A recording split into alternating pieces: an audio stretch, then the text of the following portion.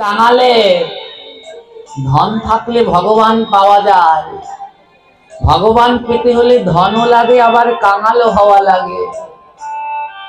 কোন কাঙাল? গরিব কাঙাল।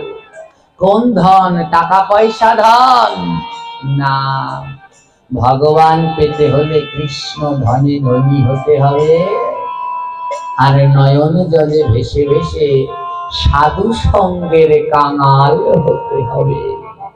হৃদয়ের মাঝে যেন সাধু সঙ্গ, সদা সর্বদা যেন সাধু সঙ্গের ভাবনা থাকে। যদি সেই কাঙাল হতে পারো তবেই ভগবানকে লাভ করতে পারো। আজ বৈকুণ্ঠ ধামে শ্রী নারায়ণ আমার যোগনিদ্রায় শায়িত। ওমা নারায়ণ দেখেছেন একটা সাপের উপরে শুয়ে আছে, সাপটার নাম কি? হ্যাঁ, অনন্ত। ভগবান কোন শয্যায় শুয়ে আছে? অনন্ত শয্যায়।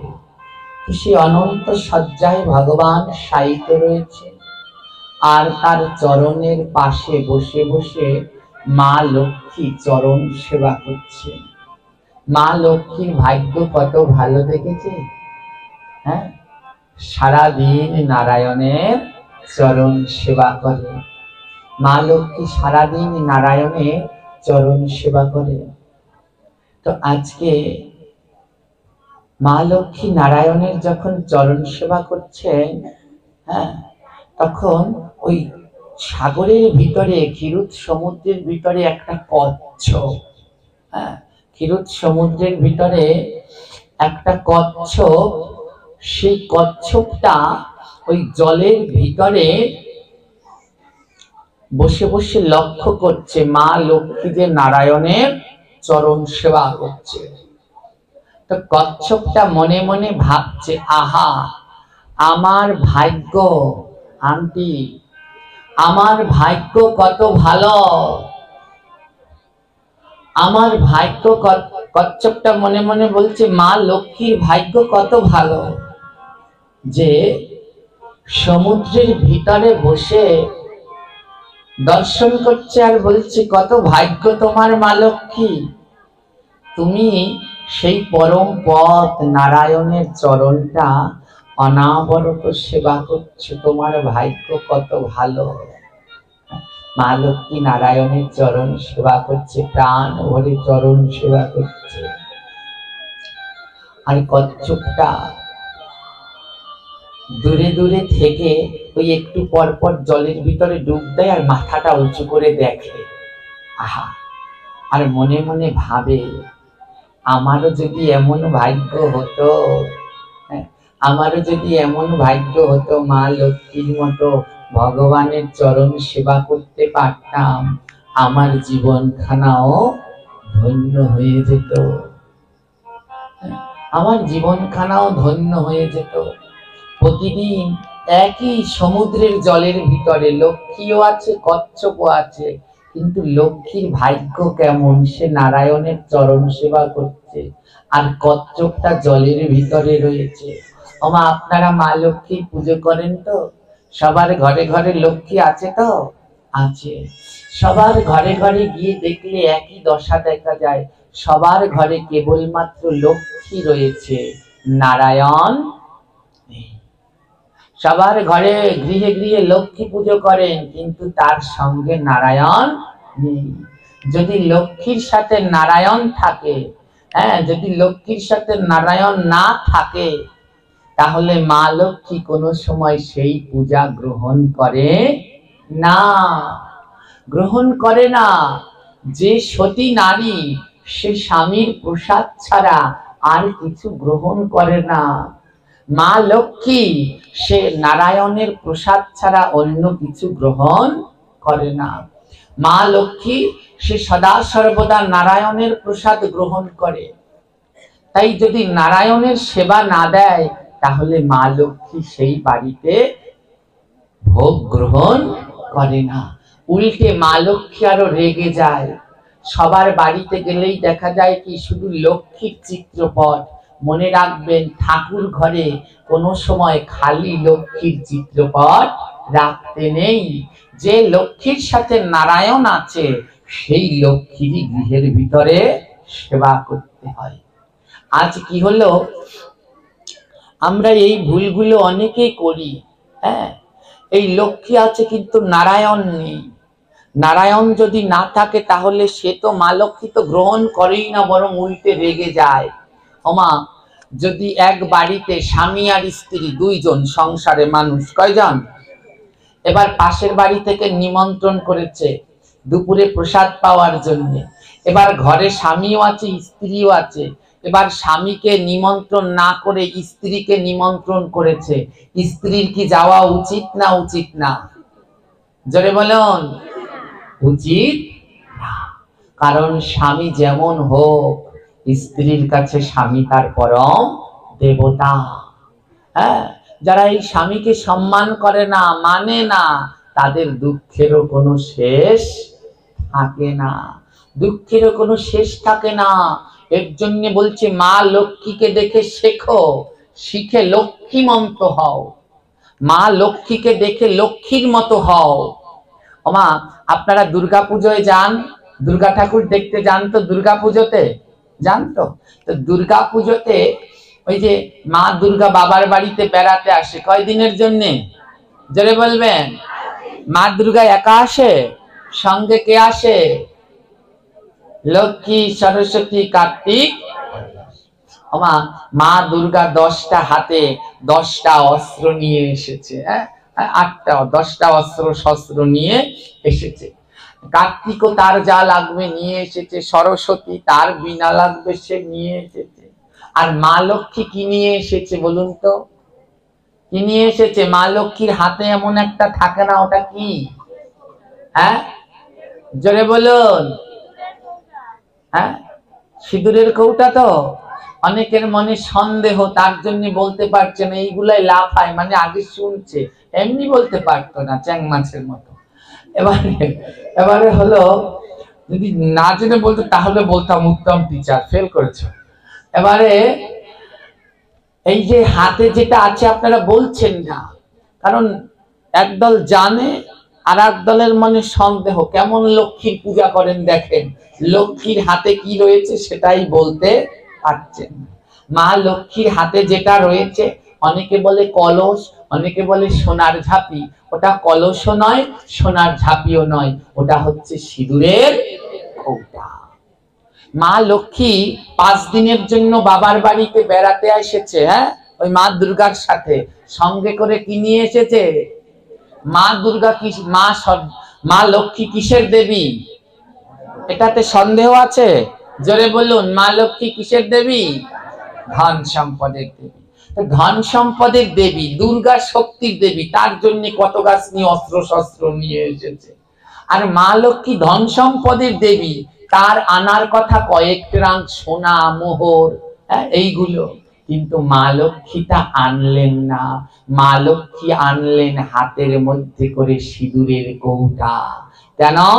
কারণ সতী নারীর সম্পদ হচ্ছে সিঁদুর। সতী নারীর সম্পদ হচ্ছে সিঁদুর।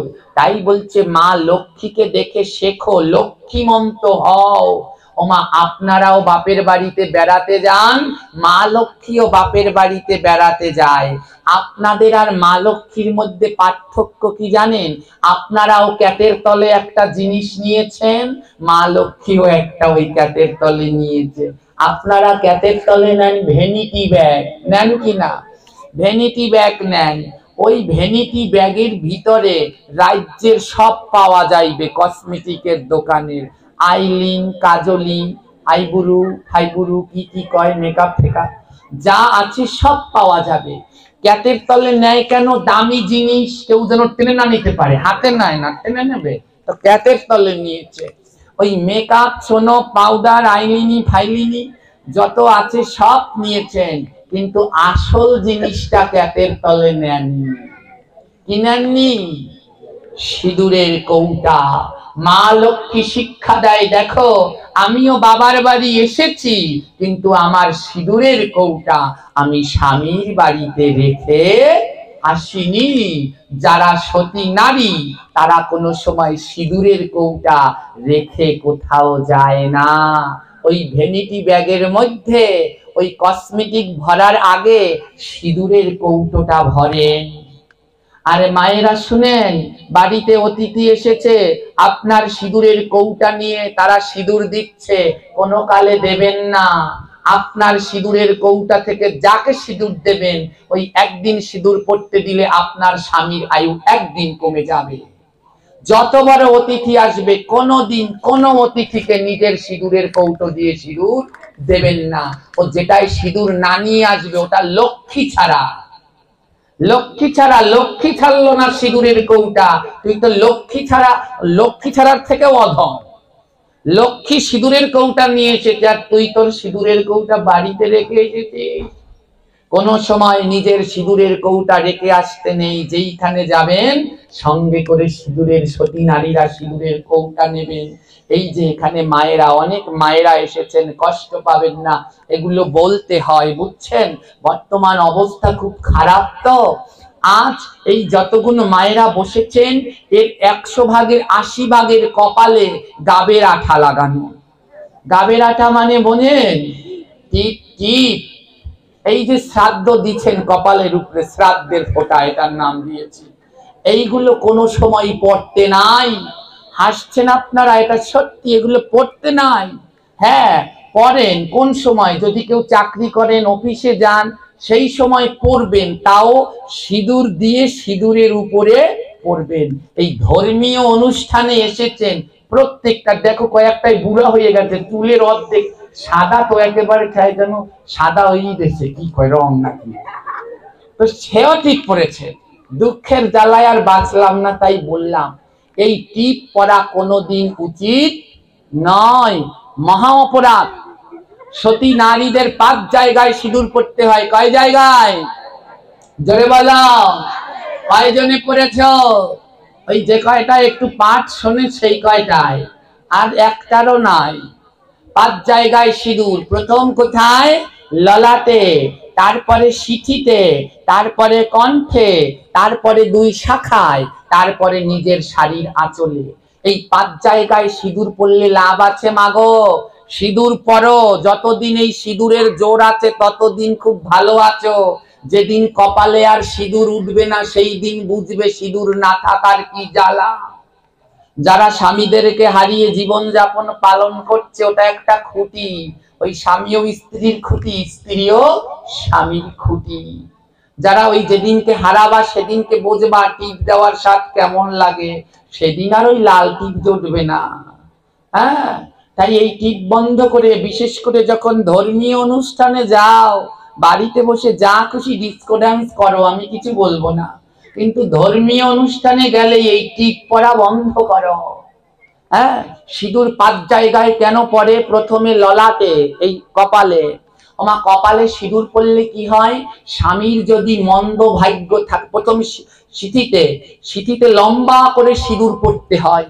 যত লম্বা করে সিঁদুর পড়বে তত স্বামীর আয়ু বৃদ্ধি পাবে। অনেকের সিঁথি আছে বেঁকা, এই দিকে করা, এই দিকে করা।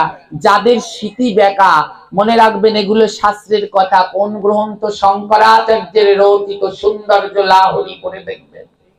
যদি সিঁথি বেঁকা থাকে, মেয়েদের সিঁথি সোজা রাখবেন, ললাট সোজা। সিঁথি বেঁকা থাকলে ওই স্বামী তাদের বেঁকা তেরাই পথে হাঁটবে, সোজা তারা পথে হাঁটবে না। তাই সিঁথি সোজা করে লম্বা করে সিঁদুর পরবেন, যত লম্বা করে পরবেন তত স্বামীর আয়ু বাড়বে। 2 নম্বরে কপালে, এই কপালে সিঁদুর লাগাবেন, টিপ না। হ্যাঁ, টিপ না, সিঁদুর লাগাতে হবে। সিঁদুর লাগালে, হ্যাঁ, সিঁদুরের অনেক মহিমা আছে জানেন। একবার মা সীতা সিঁদুর পড়ছে, মা সীতা কপালে সিঁদুর পড়ছে, ঠিক সেই সময়ে রামচন্দ্র রাজসভায় বসে আছে, সীতাকে ছাড়া রাজকার্য পরিচালনা করতে পারছে না। সিঁদুর কিন্তু শুধু মেয়েদের না, ছেলেদেরও পরবার অধিকার আছে। এখানে অনেক বিবেকানন্দ গোস্বামীর শিষ্যরা আছেন, আজকে অনেকজন আছে, তারা কিন্তু পড়ে, ছেলেরাও। হ্যাঁ, সবাই পড়তে পারে। কৃষ্ণ ভক্ত হলে তারাও ধারণ করতে পারে, শ্রীরামের ভক্ত হলে তারাই ধারণ করতে পারে। হ্যাঁ, একবার মা সীতা সিঁদুর পড়ছেন, তো হনুমান এসে দাঁড়িয়েছে। রামচন্দ্র পাঠিয়েছে, যাও মা সীতাকে ডেকে নিয়ে আসো। তো হনুমান দেখে কি মা সীতা সিঁদুর পড়ছে। তো হনুমান বলছে, মা এটা কি করছো? মা সীতা বলে, এই যে সিঁদুর পড়ছি। তো হনুমান বলছে, মা এই সিঁদুর পড়লে কি হয়? তো মা সীতা বলছে, শোনো, এই ললাটে সিঁদুর পড়লে তোমার প্রভু শ্রীরামের মঙ্গল হয়। অর্থাৎ স্ত্রী যদি সিঁদুর পরে তাহলে স্বামীর কি হয়? মঙ্গল হয়। মা সীতা বলছে, ললাটে সিঁদুর পড়লে, কপালে সিঁদুর পড়লে স্বামীর মঙ্গল হয়, আর কপালে টিপ পড়লে স্বামীর অমঙ্গল হয়। আজ আপনাদের স্বামীর কপাল খারাপ করার কারণ আপনারা, এই টিপালারা। মা সীতা বলছে সিঁদুর পড়লে মঙ্গল, তাই মা সীতা নিজে সিঁদুর পড়েছে। হনুমান মনে মনে বলছে, হে প্রভু, মা সীতা কপালে এতটুক সিঁদুর পড়েছে, তাতে আমার রামের এত মঙ্গল। হনুমান এক দৌড়ে চলে গেছে, হনুমানকে আর খুঁজে পাওয়া যাচ্ছে না। কিছুক্ষণ পর, হনুমান তো অষ্টসিদ্ধি জানতো, এই ছোট হতে পারতো, আবার বিশাল বড় হতে পারতো। হনুমান কি করছে, যে এতটুকু সিঁদুর পরে তাতে এত মঙ্গল, তাহলে আমি রামের নামে সারা গায়ে সিঁদুর পরব, যেন আমার রামের বেশি বেশি মঙ্গল হয়। হনুমান কি করেছে, যত সিঁদুর এনেছে সব এসে গায়ে পড়ছে। এবার প্রথমে তো ছিল ওই যেরকম মানুষের আকৃতিতে তদ্রুপ আকৃতি। হনুমান বলে, এতটুকু আকৃতি সিঁদুর পরেছি, এতটুকু মঙ্গল, আমি তো অনেক বড় হতে পারি, তাহলে আরেকটু বড় হই, আরো বেশি করে সিঁদুর পরি। ওমা, এবার বড় হতে হতে হনুমান আকাশ পর্যন্ত লম্বা হয়েছে, আর যত সিঁদুর আছে পৃথিবীর সব সিঁদুর গায়ে মেখেছে, যেন তার প্রভু রামের মঙ্গল হয়। হ্যাঁ, আদৌ স্ত্রীরা সিঁদুর পড়লে স্বামীর মঙ্গল, মা সীতা বুঝাতে চেয়েছিল এইটা। হনুমান বুঝেছে যে আমার রাম তো জগৎ স্বামী, তাই আমি যদি বেশি করে সিঁদুর পড়ি তাহলে আমার রামের মঙ্গল। তো হনুমান একেবারে সব সিঁদুর পরে বিশাল রূপ ধারণ করে এবার ওই অযোধ্যার দিকে আসছেন। তো অযোধ্যার মানুষ বলছে রামচন্দ্রের কাছে গেছে, প্রভু প্রভু একটা লাল অসুর আসছে। রামচন্দ্র ধনুক নিয়ে গেছে লাল অসুর মারতে, গিয়ে দেখে হনুমান। রাম বলে, হনুমান এ কি করেছো, সারা গায়ে লাল সিঁদুর মেখেছো কেন? হনুমান বলছে, প্রভু আমার মা সীতা কপালে এতটুকু সিঁদুর পরে, তার জন্য আপনার এত মঙ্গল, তাই আমি এত বড় রূপ ধারণ করে সারা গায়ে সিঁদুর পরেছি, যেন আমার প্রভুর মঙ্গল আর মঙ্গল হয়।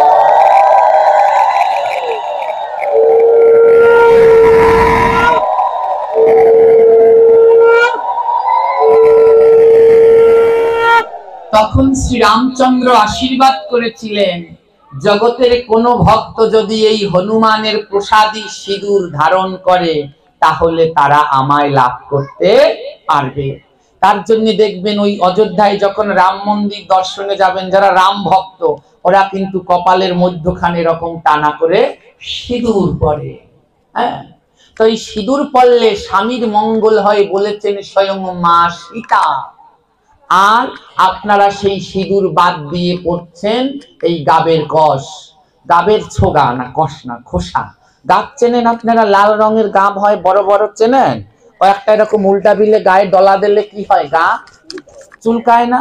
ওই সিঁদুরের যারা টিপ পরেন, টিপ ও গাবের ছোগা, ওগুলো ও উল্টা করে ডলা দিলে শুধু চুলকাবেই, মঙ্গল আর হবে না। তাই ললাটে সিঁদুর পড়লে স্বামীর মঙ্গল। কণ্ঠে 3 নাম্বার সিঁদুর পড়তে হয়, কণ্ঠে। কণ্ঠে সিঁদুর পড়লে কি হয়, স্বামীর নামে কেউ নিন্দা বদনাম করতে পারে না, নিন্দুকের কণ্ঠ রোধ হয়ে যায়। তারপরে সিঁদুর পড়তে হয় 2 শাখায়। 2 শাখায় সিঁদুর পড়ে কেন? বাবা এবং ভাই, ভাই এবং বাবার মঙ্গলের জন্য পড়তে হয় 2 শাখায়। আর সবার শেষে পড়তে হয় আঁচলে। আঁচলে ওই হাতে যেটুকু লেগে থাকবে ওটুকু আঁচলে। আঁচলে কেন? আঁচলে দিলে সন্তানের মঙ্গল হয়। এই 5 জায়গায় সিঁদুর পড়তে হয়। আর আপনারা টিপ পড়ছেন। ওমা, একটু আগে তো শ্রাদ্ধের বলেছি, এবার টিপের শ্রাদ্ধ শেষ করি। এবার আজকে আপনারা আমার এখানে কথা দিয়ে যাবেন, আর কোনোদিন ভাগবত পাঠে টিপ পড়ে যাবেন না। এই কথা দিতে পারবেন কোন কোন মা, তারা দুই হাত তুলো। জয়নি তাই। ওরে বাবা, এই গুণ কোন টিপের পাগল? এই শানের উপরের আলারা। আর যেটাই পড়ো ভাগবত পাঠে আর টিপ পরে যাবে? মায়েরা কথা দিয়ে যাও, আজ দু হাত তুলে কথা দাও। এই যে তোমাদেরকে কিন্তু এই ইউটিউবে দেখছে সবাই, কে কে দুই হাত তুলেছে। পরে আবার আমি রাত্রেবেলায় গিয়ে দেখবো কে কে তোলো নাই, তাদেরকে আবার কালকে ধরে এক পাতা টিপ উপহার দেবো। জন্মের টিপ পর তোরা। এই দুই হাত তুলে বলো যে আর ভাগবত পাঠে সাধুর সঙ্গে টিপ পরে যাব। জয় জয় শ্রী নিতাই গৌর প্রেমানন্দে। হরি হরি বল।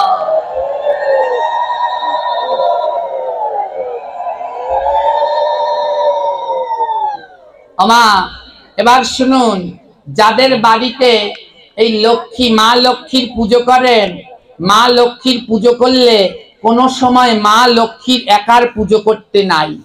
যে লক্ষ্মীর সাথে নারায়ণ থাকে না, কোনো সময় সেই লক্ষ্মী গৃহের ভিতরে পুজো করতে নেই।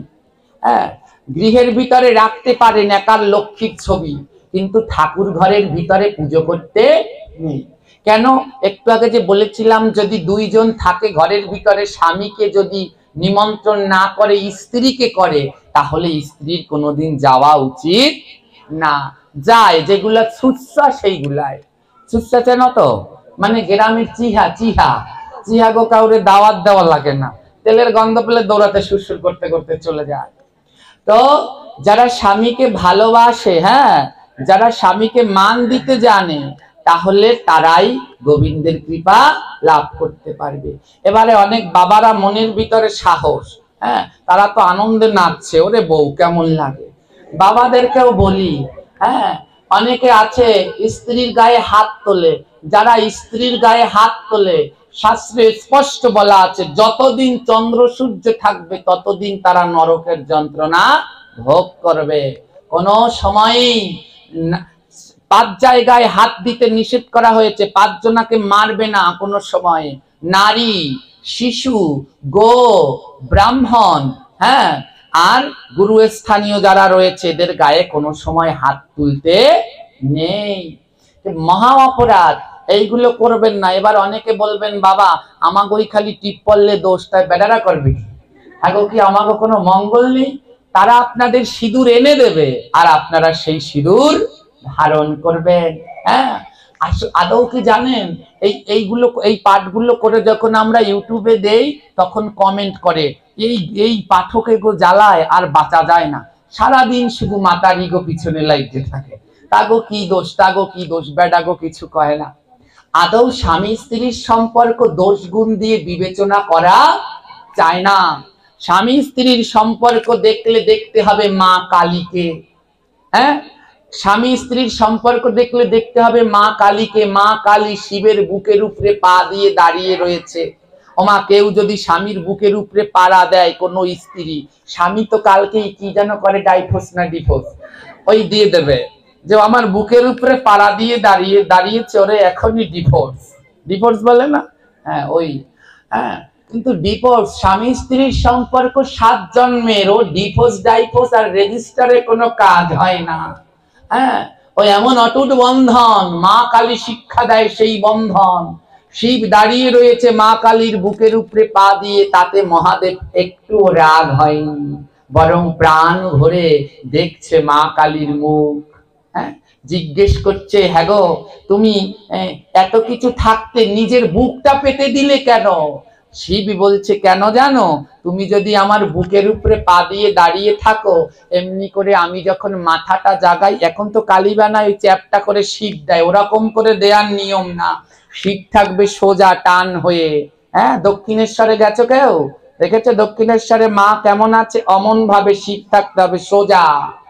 আর শিবের মুখ থাকবে স্বয়ং মা কালীর মুখের দিকে, দুজন দুজনকে দর্শন করছে। হ্যাঁ, তো কোন সময় স্ত্রীকে পুজো করলে যদি স্বামীকে না করে, তাহলে সেই স্ত্রী কোনোদিনই পূজা গ্রহণ করে না। তাই বাড়িতে কোনো সময় একা লক্ষ্মীর ছবি পুজো করবেন না।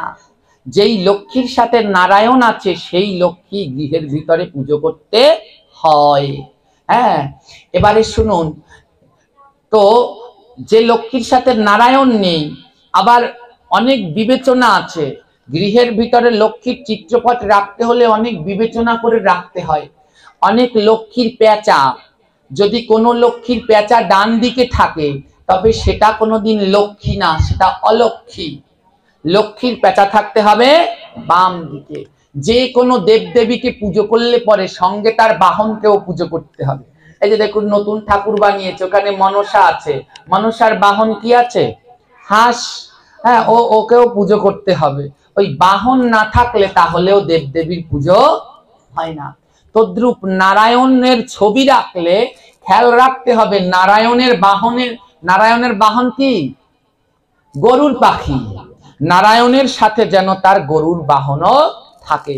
তো এই ধরনের লক্ষ্মী নারায়ণ গৃহের ভিতরে সদা পুজো করতে হয়। হ্যাঁ, কি ধরনের? শিব বন্দিত ব্রহ্মার রচিত লক্ষ্মীর সেবিত নারদ কীর্তিত গৌরুর বন্দিত লক্ষ্মী নারায়ণ সদা গৃহে পূজিত। বলছে সেই লক্ষ্মী নারায়ণের গৃহের ভিতরে পুজো করবে, যাকে পুজো করছেন স্বয়ং ব্রহ্মা, যার পুজো করেন স্বয়ং ব্রহ্মা। মন্ত্র পাঠ করছেন স্বয়ং দেবাদিদেব, যার বন্দনা করছেন। নারদ বীণা নিয়ে যার কীর্তন করছেন, আর গরুর পাখি চরণের পাশে বসে যার বন্দনা করছে। এই ধরনের লক্ষ্মী নারায়ণী গৃহের ভিতরে পুজো করতে হয়। হ্যাঁ, গৃহের ভিতরে পুজো করতে হয়। আমাদের শাস্ত্রে 8 প্রকারের লক্ষ্মী আছে। লক্ষ্মী কিন্তু এক প্রকারের নয়। কয় প্রকার? 8 প্রকার। সব থেকে উত্তম যে লক্ষ্মী, পদ্মনাভ নারায়ণের সাথে যে লক্ষ্মী, সেই লক্ষ্মী গৃহের ভিতরে পুজো করবেন। ঠিক এমন লক্ষ্মী নারায়ণ দেখে যান, যখনই নতুন যারা মাটির বিগ্রহ কেনেন লক্ষ্মী পুজোর দিন, সে আনবেন, কিন্তু গৃহের ভিতরে ঠাকুর ঘরের ভিতরে এই রকম লক্ষ্মী নারায়ণের চিত্রপট রেখে পুজো করবেন। এই যে দেখুন, ব্রহ্মা তার চরণের পুজো করছে, এই মহাদেব তাকে বন্দনা করছে, নারদ তার কীর্তন করছে, আর মাথার উপরে সেই অনন্তনাথ আর মা লক্ষ্মী নারায়ণের চরণ সেবা করছে, আর গরুর নারায়ণের চরণের পাশে আর মায়ের পাশে রয়েছে তার বাহন পেচক। অনেকের বাড়িতে লক্ষ্মী নারায়ণ আছে কিন্তু তাতে আবার পেঁচা নেই। ওই যে লক্ষ্মী পুজোর সময় লক্ষ্মীর পায়ের ছাপা দেন তো, লক্ষ্মীর পায়ের ছাপার আগে আরেকজনের পায়ের ছাপ দিতে হয়, জানেন কার? পেঁচার। ওই লক্ষ্মীর আগে তার বাহন পেঁচা যায়, তাই পেঁচাও যেন থাকে, আবার নারায়ণের বাহন গরুর পাখিও যেন থাকে। এই রকম দেখে সমস্ত কিছু। অনেকে কালী ঠাকুর আনেন বাড়িতে গৃহের ভিতরে পুজো করবার জন্য। গৃহের ভিতরে যেই কালীর পা বাম দিকে, বাম পা আগে দেওয়া শিবের বুকে, সেই কালী ঠাকুরের ছবি গৃহের ভিতরে রাখতে হয়। অনেকের বাড়িতে গিয়ে মিলাবেন ডান পা আলা কালী রয়েছে গৃহের ভিতরে। যার বাড়িতে ডান পা দেওয়া কালী রয়েছে ওকে বলে শ্মশান কালী। ও গৃহের ভিতরে থাকলে সোনার গৃহ হয়ে যায় তখন শ্মশান। তাই ভগবানের চিত্রপট করবার সময়, কিনবার সময় বড় সাবধানে কিনতে হয়, বড় সাবধানে গড়াতে হয়। রাধা মাধবের চিত্রপট যখন গৃহের ভিতরে আনবেন, রাধা মাধব, রাধা কৃষ্ণ, এই সব ধরনের চিত্রপট আনবেন না। যেই চিত্রপটে রাধা রানীর চরণ দেখা যায় সেই চিত্রপট সদা সর্বদা পূজা করতে নেই, পূজা করতে নেই। যে কুমোররা বলে গেছে অঙ্গহানি হবে। আরে রাধা রানীর চরণ যদি থাকে, তার উপরে যদি কাপড় থাকে, রাধা রানীর কোনো সময় চরণ দেখায় না। রাধা রানী চরণ দেখায় বছরে একবার না 3 বার দেখায়। এই যে তার ভিতরে একদিন দেখাবে পরশু দিনকে অক্ষয় তৃতীয়ায়, হ্যাঁ, গোপাষ্টমীতে আর রাধা অষ্টমীতে 3 বার রাধা রানীর চরণ দেখা যায়। এছাড়া অন্য দিন যদি রাধা রানীর চরণ দর্শন করো মহা মহা অপরাধ হয়। তাই দেখবেন যত শুদ্ধ পরম্পরার চিত্রপট আছে, যেমন মায়াপুরের চিত্রপট, বৃন্দাবন থেকে আনা, কোনো জায়গায় রাধারানীর চরণ দেখতে পাবেন না। চরণ সব সময় তার ঢাকা থাকে। তাই এই চিত্রপট কিনবার সময়ও খুব সাবধানে কিনে গৃহের ভিতরে পুজো করবেন, কারণ বিধি যে মানে না ব্যাধি তাকে ছাড়ে না। এই বিধি এই নিয়ম যে মানবে না তার পিছনে রোগ ব্যাধিও ছাড়বে না। বলো নিতাই গৌর প্রেমানন্দে হরি হরি বল।